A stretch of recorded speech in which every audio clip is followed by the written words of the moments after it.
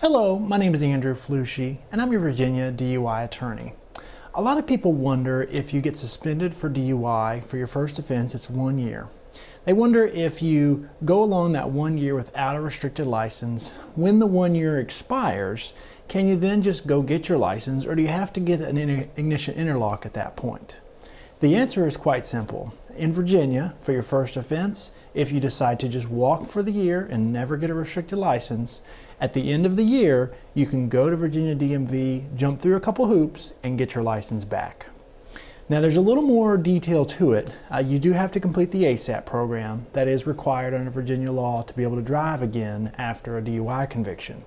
But there is no ignition interlock required if you never got a restricted license.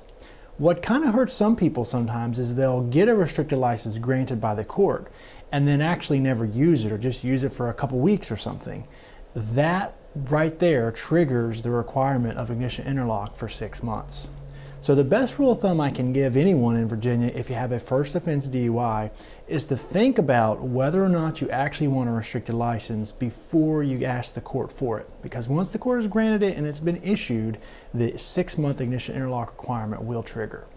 But you may want to think about if you could get by with walking for a year, or using cabs or mass transit. Some people can and some can't. But it's worth it sometimes to try to avoid the ignition interlock requirement. Now here's the important distinction. If this is a second or subsequent offense, if you've had a DUI in the past, you will have to have ignition interlock for at least 6 months to ever drive again in Virginia.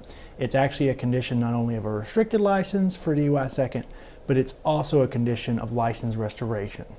But if it's a first offense, you're in the clear as long as you never get a restricted license.